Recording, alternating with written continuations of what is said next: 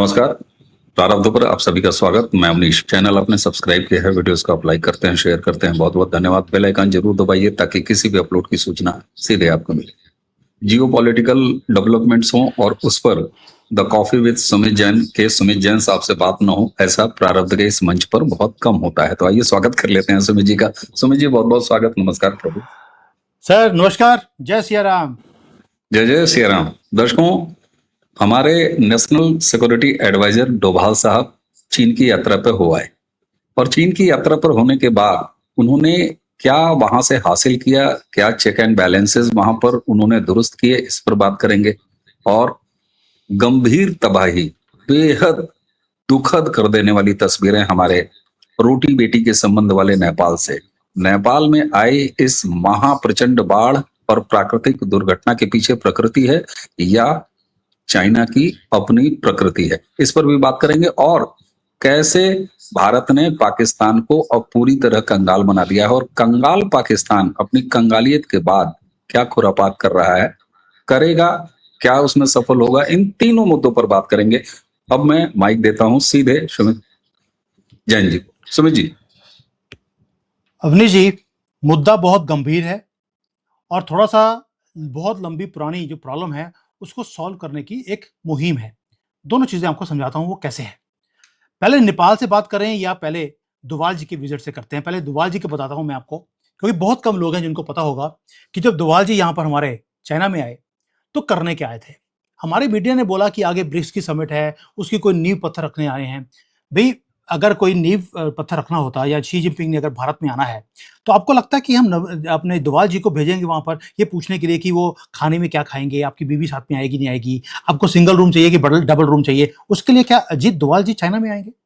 That means कुछ और बहुत बड़ा था जिसके कारण हमने डोभाल जी को भेजा। वो भी कब? जब शी जिनपिंग ने भारत में ब्रिक्स की समिट में आना है।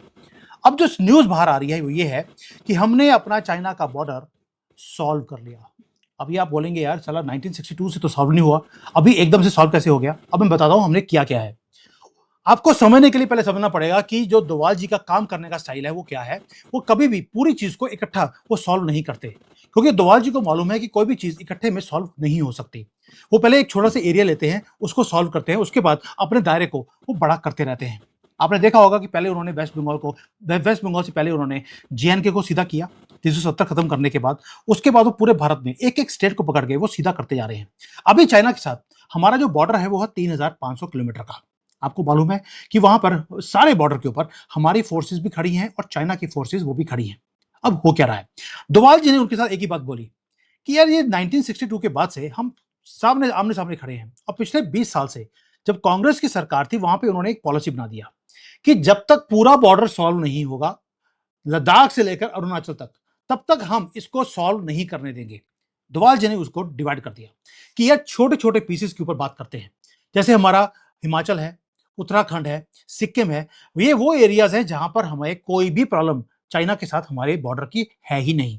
तो पहले एक काम करते हैं कि 3500 किलोमीटर का जो बॉर्डर है उसमें 3000 किलोमीटर में कोई प्रॉब्लम नहीं है, पहले इसको सॉल्व करते हैं।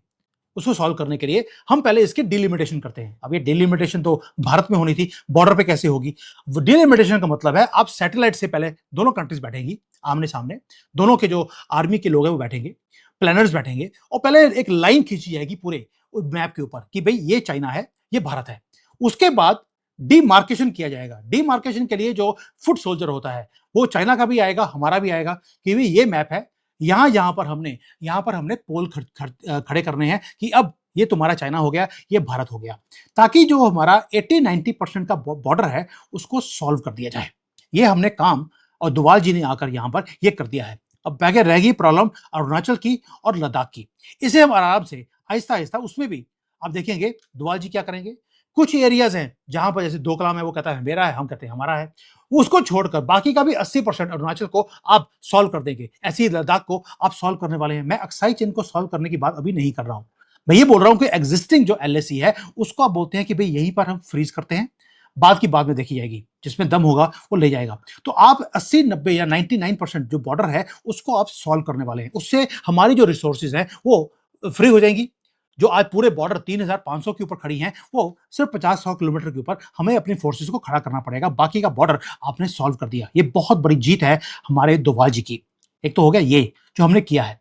लेकिन दूसरा एक और चीज है, आपने देखा नेपाल के अंदर एक बहुत बड़ा जो ये एक फ्लड आया है, ये आप उसको फ्लड जो देंगे वो नाम गलत है। उसका रीजन है, रीजन ये है कि फ्लड्स इस तरह से बिना बताए वो नहीं आते। कोई क्लाउड बर्स्ट नहीं हुआ, कोई एकदम से बारिश नहीं पड़ी, एकदम से एक फ्लड आ गया। ये कैसे हो सकता है? रीजन क्या है? मैं क्यों बोल रहा हूं ये कॉन्स्पिरेसी थ्योरी लगेगी लोगों को, लेकिन आप सोच के देखिए कि जो रिवर्स हैं, जो पानी आया वहां से, वो कहां से आया? वो नेपाल में कोई चीज फटी नहीं है, वो चाइना से होकर आया है।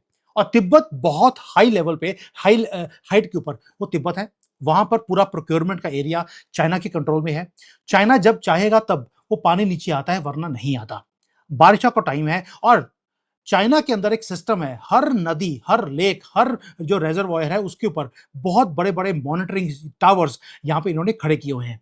उसके बाद भी कोई वार्निंग उन्होंने ना तो भारत को दी, ना ही नेपाल को दी। ऐसे कैसे हो सकता है जब उनके पास पल पल की खबर है? मैं आपको दावे के से बताता हूं, मेरे घर के पास एक छोटा सा लेक है। आप बिलीव नहीं कर सकते कि मेरा एरिया जो है वो भी पहाड़ी इलाका है। वहां पे छोटा सा एक प्रोक्योरमेंट एरिया वहां पे उन्होंने खड़ा कर दिया। वहां पर भी इनका एक मॉनिटरिंग टावर है कि भाई पानी कितना आ गया, कब उसको छोड़ना है, कब करना है। जब छोटी सी लेक एक घर के पास, उसके अंदर एक मॉनिटरिंग है, तो इतने बड़े बड़े ग्लेशियर्स हैं वहां पर इनका मॉनिटरिंग होगा नहीं? क्या इनको नहीं मालूम था कि हमारे यहाँ पे पानी ज्यादा आ गया है और एकदम से ये नीचे आने आने वाला है? दैट मीन्स कोई मैसेजिंग है जो देने की कोशिश करी। किसको? भारत को भी और नेपाल को भी। वो कैसे?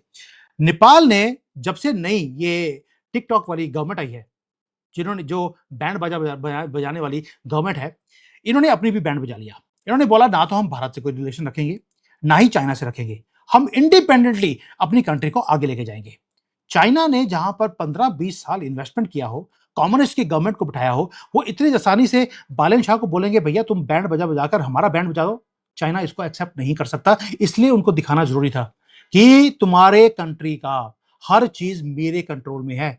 मेरे से बाहर निकलने की कोशिश करोगे या लाइन को क्रॉस करने की कोशिश करोगे, ये हम कर सकते हैं। दूसरा दूसरा ये है कि भारत को भी एक मैसेजिंग था। दे वांट टू टेस्ट कि हमारा जो ये क्राइसिस मैनेजमेंट का जो पूरा का पूरा सिस्टम है वो कितना ज्यादा सक्षम है। आप देखिए, हमने भी कुछ घंटों में हमने एक्टिवेट कर दिया। बिहार में, यूपी में हमने वो तबाही यहाँ पर नहीं होने दी। हमने पानी को पीछे गंगा जी में, बाकी जगह पे हमने पहले से कंट्रोल करना शुरू कर दिया जब हमें पता लगा कि बहुत इन्फ्लक्स ऑफ पानी नेपाल से आने वाला है। तो ये जो मैनेजमेंट है हमारी, वो चेक करना चाहते थे, उन्होंने देख लिया कि हमारी भी तैयारी पूरी है। दूसरा क्यों बोल रहा हूं, अब आज की डेट में जो वाटर है उसको वॉर की तरह आप यूज कर रहे हैं, एक रिसोर्स की तरह आप यूज कर रहे हैं, हथियार की तरह। चाइना ने वही काम किया जो हम पाकिस्तान के साथ कर रहे हैं। अब देखिए, हमने इंडस वैली का जो हमारा वो पूरा ट्रीटी है उसको हमने अबेयंस में रखा हुआ है। यानी कि जब एक्सट्रीम गर्मी आती हैं, हम पानी नहीं जाने देते। वहां पर सूखा हम लेके आते हैं पाकिस्तान में, गर्व से बता रहा हूं, पाकिस्तान में सूखा हम लेके आते हैं ताकि वो भूखे मरे। और अगर उन्होंने कभी भी टेररिस्ट अटैक करने की धमकी भी दी, करना तो बहुत दूर की बात है, तो हम पानी इतना छोड़ देते हैं कि वहां पर बाढ़ आनी वहां पे शुरू हो जाती है। चाइना एक मैसेजिंग हमें भी देना चाहता है कि भाई अगर आपने मेरे पाकिस्तान को, चाइना बोल रही है, मेरे पाकिस्तान को तंग करने की कोशिश करी तो तुम्हारी नदियां भी मेरे कंट्रोल में है, इंक्लूडिंग सतलुज, इंक्लूडिंग ये नेपाल वाली और इंक्लूडिंग ब्रह्मपुत्र, जो कि इस नदियों से 10-10 गुना बड़ी है। अगर आपने कुछ किया, मैं सभी को, तीनों को मैं एकदम से मैं खोल सकता हूं। ये खोलने का काम मैं क्यों बोल रहा हूं?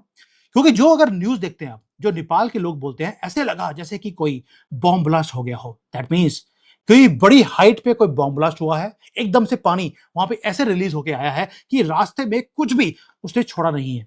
दोस्तों, ये इस तरह से कभी भी नदियां ऐसे नहीं बहती हैं जब तक कि आप उसके दरवाजे खोलते नहीं हैं। यानी कि या तो उन्होंने कुछ ब्लास्ट किया छोटा सा एक ग्लेशियर के पास ताकि पूरा पानी यहां पर आए और हमें टेस्ट किया जाए, मैसेजिंग हमें पहुंचाई जाए, या गेट्स को खोल दिया गया, हमें इन्फॉर्म ही नहीं किया। भाई अगर आपका वहां से पानी निकल रहा था, पानी को आने में 1-2 दिन लगते हैं कई बार। तो जब इनको पता था कि इनका ग्लेशियर का जो कुछ कोई दरवाजा है या कोई भी बांध है वो टूट चुका है, तो नेपाल को आपने इन्फॉर्म क्यों नहीं किया? भारत को आपने इन्फॉर्म क्यों नहीं किया? Because they wanted to test what is the response levels and message was sent loud and clear from China कि पाकिस्तान से दूर रहना, वरना जो तुम उनके साथ कर रहे हो तुम्हारे साथ भी ये काम हो सकता है। अब पाकिस्तान ही क्यों, why they want to protect, उसका रीजन 2-3 है। पहला तो यह है कि पाकिस्तान में चाइना की इन्वेस्टमेंट बहुत ज्यादा है। आपको लगेगा सीपेक की बात कर रहा हूं, नो, सीपेक तो अभी आया है। चाइना के अंदर पाकिस्तान के अंदर चाइना पिछले 70-80 साल से इन्वेस्टमेंट करता आया। आप देखिए, इन्वेस्टमेंट वहां पर सिर्फ चाइना की ही नहीं है, वहां पर इन्वेस्टमेंट अमेरिका की भी है। अब मैं कैसे बोल सकता हूं, 1991, आपको वो काला टाइम याद होगा जब हमें बोला गया कि 67 या 64 टन आप गिरवी रखिए, और हमें एयरलिफ्ट करना पड़ा उस सोने को यूके में। किसके बदले? हमें $600 मिलियन, सिर्फ 600 मिलियन। लोगों को शायद फिगर भी याद नहीं होगी।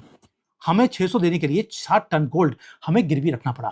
पाकिस्तान तो 28 बार भीख मांगने गया है, हमने एक बार मांगी, वो भी इज्जत जिसको बोलते हैं, हमें लगता था कि हमारी इज्जत लुट गई है, वो वाला हाल था। वो 26-27 बार वो आईएमएफ के पास, वर्ल्ड बैंक के पास, दुनिया के पास वो भीख मांगने गए। क्या आज तक कभी किसी ने बोला कि आप सोना को गिरवा रख दीजिए या किसी और चीज को गिरवी रख दीजिए? Not at all. हमें बोला गया। दैट मीन्स पाकिस्तान अमेरिका की, यूके की, चाइना की एक एसेट बनकर रहा है इतने सालों से। इसलिए उनको तंग नहीं किया जाता, हमें तंग किया जाता है। बिकॉज अमेरिका या चाइना वो क्या करते हैं, अगर उनको लगता है कि किसी में पेट्रोल है, वो आगे जाकर इनके लिए खतरा बन सकती है, वो आगे डेवलप कर सकते हैं, इनके सामने खड़े हो सकते हैं एक पिलर बनकर, तो ये उसको आगे राइज नहीं होने देना चाहते। पाकिस्तान को एक उसी तरह से इन्होंने पाल के रखा है कि कभी भी जब भारत राइज करता है इमीडिएटली उसको एक्टिवेट कर देते हैं। अब मैं इसको प्रमाण आपको दे सकता हूं। 1960s में हल्का सा हमने राइज करना शुरू किया, भाखड़ा नंगल डैम हमने दुनिया का हाईएस्ट हमने डैम बना दिया। इमीडिएटली चाइना ने हमारे ऊपर अटैक कर दिया, भाई हिंदी चनी भाई भाई बोलकर। उसके बाद जब वाजपेयी जी आए, राइजिंग भारत, आपने देखा होगा एक राइजिंग इंडिया का एक नारा पूरे दुनिया में लगना शुरू हो गया था। हमने देखा कि पूरा इंफ्रास्ट्रक्चर की यहाँ पे बाहर आ रही है, कंपनीज ने यहाँ पर आना शुरू कर दिया। इमीडिएटली क्या हुआ, कारगिल करवा दिया गया। चाहे पाकिस्तान की औकात नहीं थी कि हमारे साथ वो कारगिल कर सकते थे, लेकिन उन्होंने किया क्योंकि भारत राइज कर रहा था। अभी आज की डेट में भी भारत राइज कर रहा है। चाइना और अमेरिका नहीं चाहते कि हम राइज करें, इसलिए पाकिस्तान को हथियार भी दिए जा रहे हैं। 60 घंटे से, मैंने पहले भी आपके साथ वीडियो बनाया था कि 60 घंटे लगातार चाइना और तुर्की के हथियार वहां पर लैंड होने शुरू हो गए। क्यों? क्योंकि दे वांट कि पाकिस्तान को यूज किया जाए भारत के खिलाफ।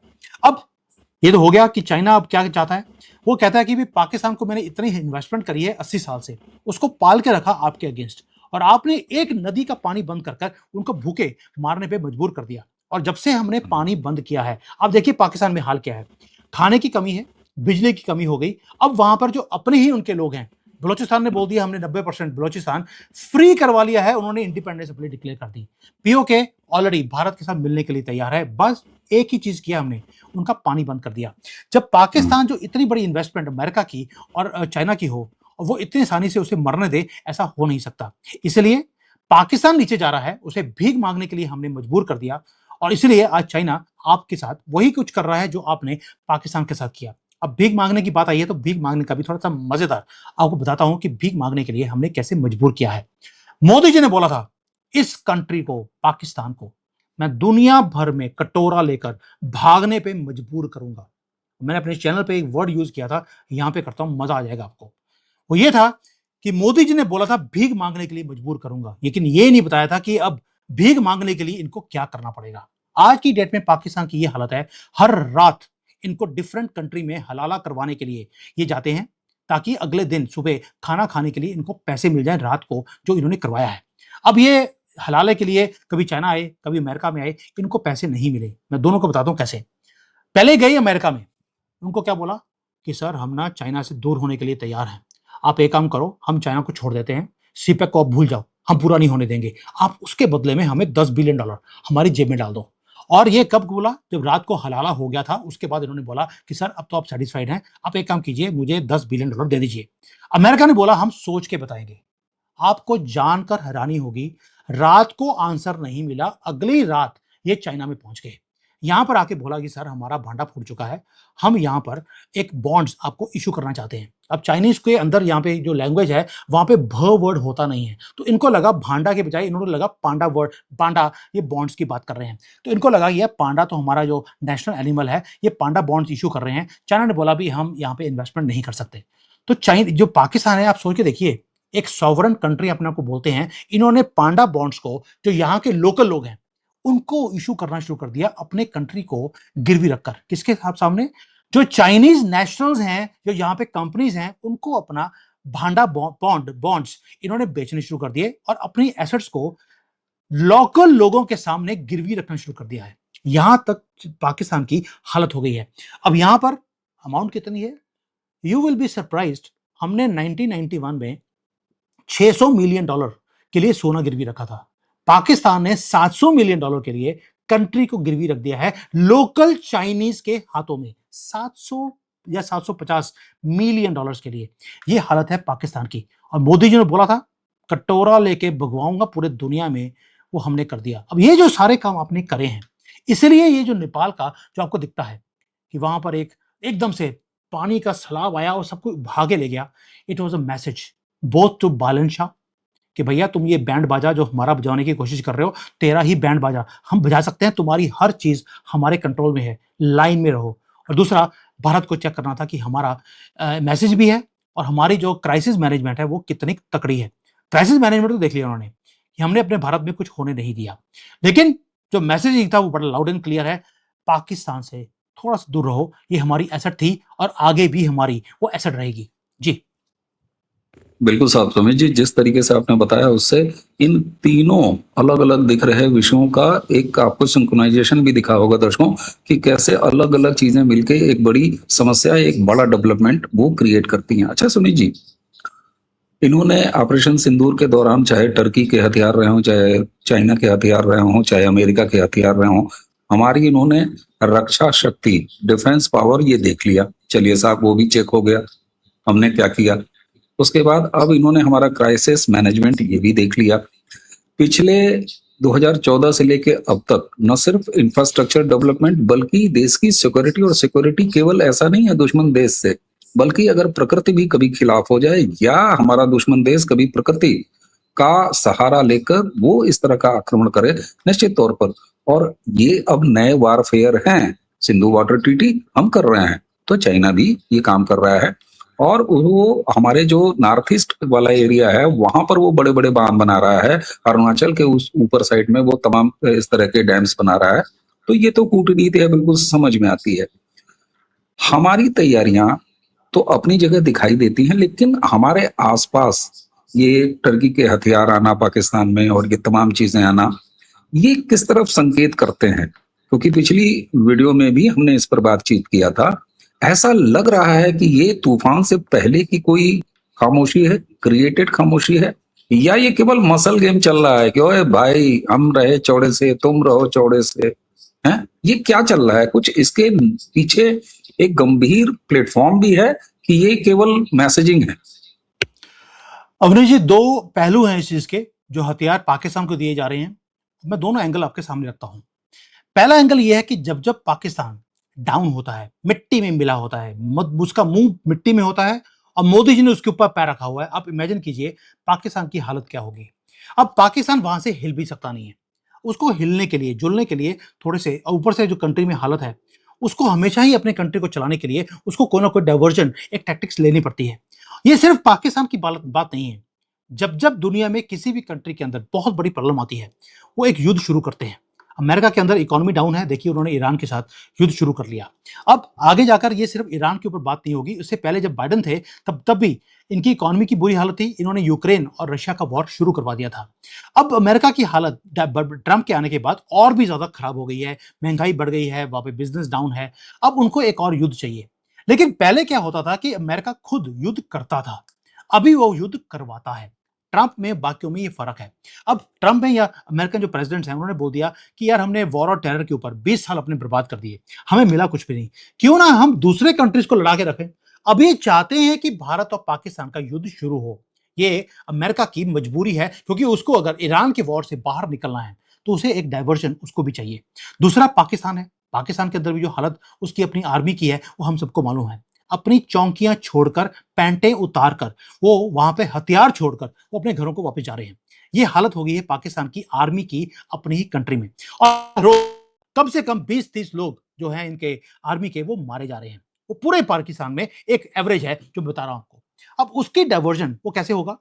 जब अगर भारत के खिलाफ या तो कोई उल्टी सीधी स्टेटमेंट दिया जाए या एक छोटा मोटा एडवेंचर वो करने की कोशिश करेंगे, तो आप बोलते हैं मिस एडवेंचर। मैं हमेशा बोलता हूं पाकिस्तान के लिए युद्ध करना या भारत को अटैक करना उनके लिए वो एडवेंचर होता है। तो ये जो एडवेंचर है उनका, ये करेंगे सिर्फ इसलिए कि पूरी की पूरी कंट्री इकट्ठी हो जाएगी, जो आर्मी के अगेंस्ट गालियां पड़ रही हैं वो बंद हो जाएंगी। ये हो गया मजबूरी अमेरिका की और पाकिस्तान की, जिसके लिए ये सारे हथियार उसको भेजे जा रहे हैं। लेकिन मुझे ज्यादा चिंता इस हथियारों की नहीं है। आप बोलेंगे यार इतने हथियार तुर्की के और चाइना के आ रहे हैं और सुमित जैन तुम्हें चाइना में बैठ के इसकी चिंता नहीं है। उसका रीजन है, जो नेटो के जो तुर्की है वो नेटो का मेंबर है। तुर्की के पास जितने भी हथियार हैं वो नेटो कंप्लायंट हैं, वो चाइनीज कंप्लायंट नहीं है, वो चाइना के सॉफ्टवेयर के ऑपोजिट है। नेटो की जितनी भी हथियार हैं वो चाइना और रशिया के खिलाफ ही उन्होंने बनाए हैं, उनकी टेक्नोलॉजी के खिलाफ, ताकि सामने वाला उसको तोड़ ना निकाल सके। अब पाकिस्तान क्या कर रहा है? अकल तो इनके पास होती नहीं, क्योंकि ये मदरसे में पढ़े होते हैं। अब इनको ये समझ नहीं आ रहा कि भाई आपने तुर्की और चाइना के हथियार तो ले लिए, लेकिन दोनों को कोऑर्डिनेट कैसे करेंगे? वो कोऑर्डिनेट हो नहीं सकते, क्योंकि दोनों की सॉफ्टवेयर्स एक दूसरे से उल्टे हैं, और उनको कोऑर्डिनेट करने के लिए आपको सॉफ्टवेयर इंजीनियर चाहिए। पाकिस्तान के पास सॉफ्टवेयर इंजीनियर, आपको मालूम है मदरसा छाप वालों के पास एक ही सॉफ्टवेयर होता है, वो है पजामे का। उसके अलावा इनके पास कोई और सॉफ्टवेयर नहीं है, वो भी आउट ऑफ कंट्रोल। तो इसलिए ये दोनों को कंट्रोल कर नहीं सकते, ना ही ये इनको कोऑर्डिनेट कर सकते हैं। इसलिए मुझे चिंता नहीं है। दोनों अलग अलग अगर काम करेंगे तो हम चाइना के और तुर्की के, जब लास्ट टाइम ऑपरेशन सिंदूर में जब हथियार इन्होंने यूज किए थे, हमने बड़े आसानी से उनको तबाह कर दिया था। एक भी भारत में एंटर हमने नहीं करने दिया। अगर किया होता तो ये दिखाते हमें कि हमने यहाँ पर तबाही करी है, वहां पर मिसाइल गिर गया, वहां पर ड्रोन गिर गया। ये एक भी वीडियो नहीं दिखा पाए, जबकि हम पूरी लाइन लगी है, पूरा इंटरनेट भरा हुआ है, हमने कहां कहां पर इनके तबाही करी है। तो एक तो हो गया ये चीज, जो एक एंगल है कि भारत को तंग करने के लिए ये काम करेंगे, अपनी धाक को बचाने के लिए, ये एक एंगल है। दूसरा एंगल एक और है कि जो ईरान के साथ अमेरिका का वॉर है वो बंद नहीं हुआ। चाइना और तुर्की नहीं चाहते कि अमेरिका इस युद्ध से बाहर निकले, वो चाहते हैं एक लंबा युद्ध, अमेरिका फंसा रहे। और उसके लिए भी ये हथियार पाकिस्तान को भेजे जा रहे हैं, क्योंकि पाकिस्तान के थ्रू ही हथियार हमेशा ईरान को दिए जाते हैं। इट माइट बी पॉसिबल कि ये हथियार जो पहुंच रहे हैं, जो ड्रोन्स पहुंच रहे हैं, जो बाकी की मिसाइल्स पहुंच रही हैं, वो ईरान को के पास पहुंचाने के लिए ये काम किया जा रहा है। लेकिन पाकिस्तान उसमें से 50-60% वहां भेजेगा, बाकी अपने पास रख लेगा हमारे अगेंस्ट यूज करने के लिए। तो ये this might be a possibility. ये वक्त बताएगा कि भाई चाइना ने जो हथियार दिए हैं वो किस पर्पस के लिए दिए हैं। अब जो मेरा अपना मानना है कि जो हथियार हैं वो ईरान में जाएंगे, क्योंकि जो तुर्की है वो अमेरिका के बाहर जाकर ये काम नहीं कर सकता। उसने थोड़े से हथियार भेजे हैं ये बोलकर कि मैं पाकिस्तान की सपोर्ट कर रहा हूं, क्योंकि हमारा एक इस्लामिक नेटो हमारा क्रिएट हो गया। जो मेजर हथियार हैं वो चाइना से आए हैं, और चाइना की मजबूरी है कि ईरान को एंटेंगल्ड रखना एक वॉर के अंदर, क्योंकि जितना ज्यादा फंसा रहेगा अमेरिका ईरान के वॉर के अंदर, तो होगा क्या, उतना पैसिफिक जो चाइनीज का जो पूरा पूरा साउथ चाइना सी है उतना खाली हो जाएगा। एक ही एयरक्राफ्ट कैरियर था अमेरिका का, जो कि जापान और कोरिया के पास था, वो भी निकाल कर वो ईरान के पास ले गए। और अब इस एरिया में कोई भी एयरक्राफ्ट कैरियर पिछले 20-25 साल में पहली बार है कि अमेरिका का इस एरिया में नहीं रहा।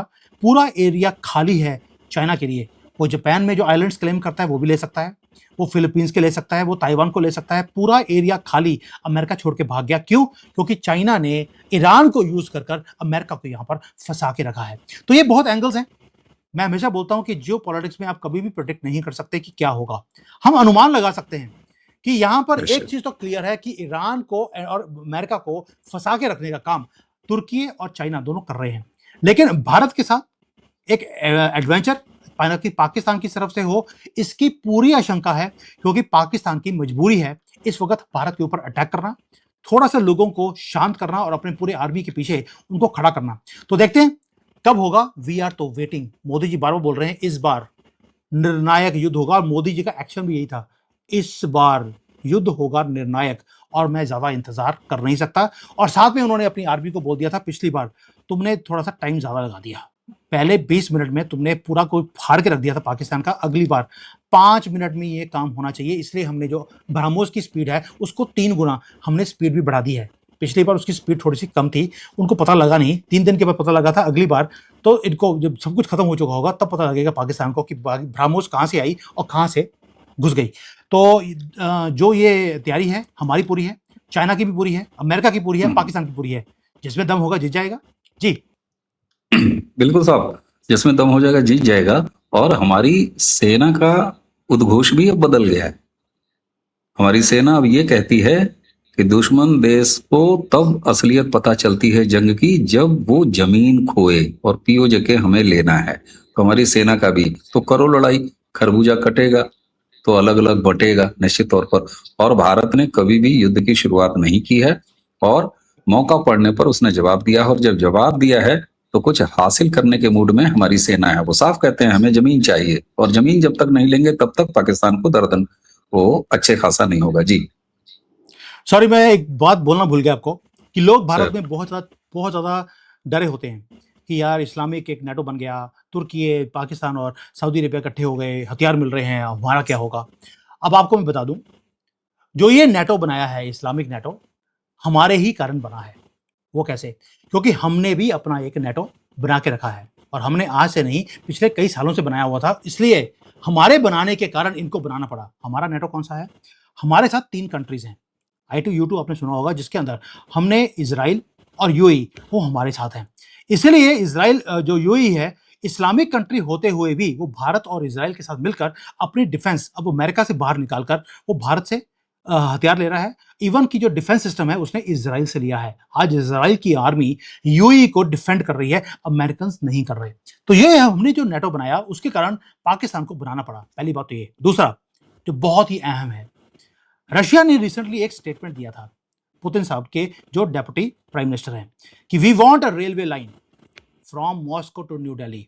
आओ सोच के देखिए, वहां से अगर रेलवे लाइन आएगी, बीच में पाकिस्तान आता है, क्या कभी भी पाकिस्तान उस रेलवे लाइन को पूरा करने देगा? नहीं करने देगा। तो क्या रशियंस इतने बेवकूफ हैं कि उनको ज्योग्राफी पता नहीं कि भाई ये तो पाकिस्तान के बीच में से रेलवे लाइन कभी पूरी हो नहीं सकती? तो अगर वो स्टेटमेंट दिया है, इसका मतलब क्या है? एक इंडिकेशन है जो आपको दे दिया कि भाई रेलवे लाइन निकलेगी अफगानिस्तान तक, अफगानिस्तान से पाक पीओके, पीओके से कश्मीर, कश्मीर से भारत में दिल्ली तक। कश्मीर तक रेलवे लाइन हमने ऑलरेडी डाल दिया।